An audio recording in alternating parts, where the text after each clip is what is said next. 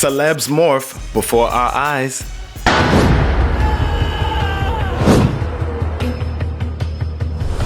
What does Oprah, Kelly, Jim, and others have in common? Thank you for loving my father as much as we do.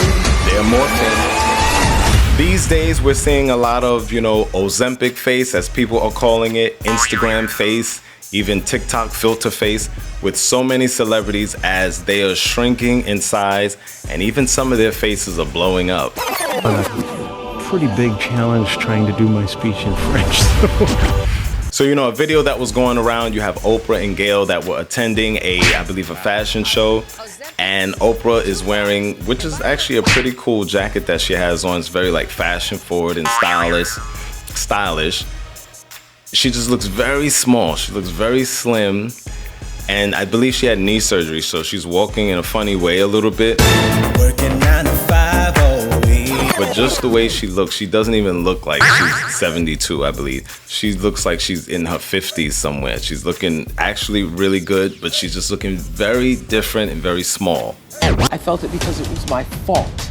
I felt it was my fault I was overweight. It's been said that, she's even doing, I think, the GLP-1s, Ozempic.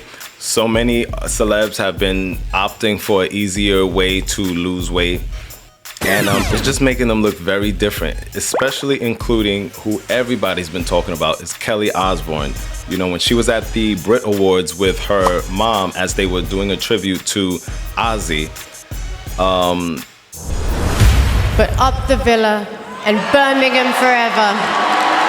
She really looked oddly thin. I know she hated that a lot of people were talking about it, which is understandable, but the thinness, it just is looking crazy as her cheekbones were looking really hollow, and it was looking empty around that certain area in her face that it had a lot of people worried. Disgusting, horrible, mean, brutal comments. Even as you see, Jim Carrey, he had I think, award that was given to him in France, I believe, somewhere overseas. And, a lot of people were saying, was he a clone? Was it really Jim? Who was it? Because Jim was known to be very outspoken.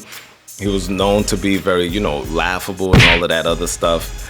And just outward with who he is in his comedy, but at this particular event, he was a little toned down, he was speaking a little different, and his face definitely looked puffy and it looked swollen. I wrote it and I researched it and I practiced it like crazy.